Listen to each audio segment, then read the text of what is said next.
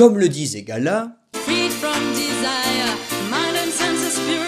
ce qui veut dire libéré du désir, esprit et sens purifié. Ce qui sous-entend que pour Gala, le désir est source d'aliénation, et il faut s'en débarrasser, afin d'avoir l'esprit et les sens purifiés.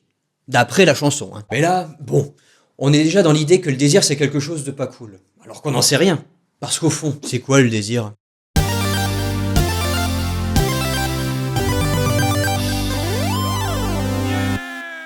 Lorsque vous avez soif, vous avez besoin de boire. Sinon, vous pouvez mourir. Et en théorie, une fois que vous avez bu, vous avez plus soif. Sinon, c'est un trouble qui s'appelle la polydipsie. Mais c'est pas le sujet.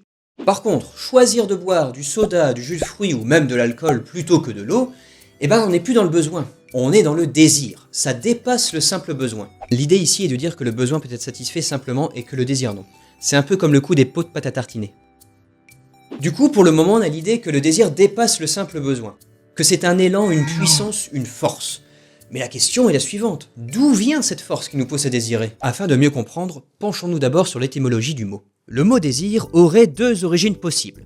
La première, desiderare, qui en latin renvoie à la nostalgie qui signifierait regret de l'astre perdu. La deuxième origine serait desidere, qui elle veut dire ne plus contempler l'astre, ne plus être fasciné par lui. Ainsi, dans le désir, il y a l'idée d'une recherche active. On recherche ce que l'on a perdu. Le côté nostalgique, l'astre. Ou alors, à conquérir ce qu'on n'a pas encore.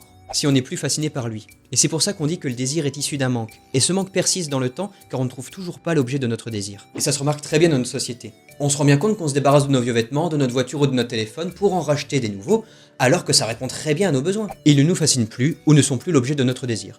Ce n'est plus l'astre à atteindre. Et on peut illustrer l'absence de limite au désir avec le mythe du supplice des Danaïdes. Dans la mythologie grecque, le supplice des Danaïdes raconte l'histoire de 50 femmes qui tuent chacune leur mari le soir de leurs noces, le tout sur ordre de leur père. Envoyées aux enfers, elles sont condamnées à remplir un tonneau percé. Ce qui illustre ce mythe, c'est la dimension infinie du désir.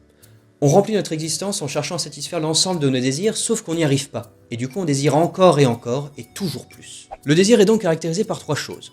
Il est issu d'un manque, on tente de le combler, et est toujours renaissant. Mais alors, si le désir semble impossible à combler, qu'il est même source d'aliénation, voire de souffrance, faut-il le maîtriser ? Et d'ailleurs, est-il seulement possible de le maîtriser ?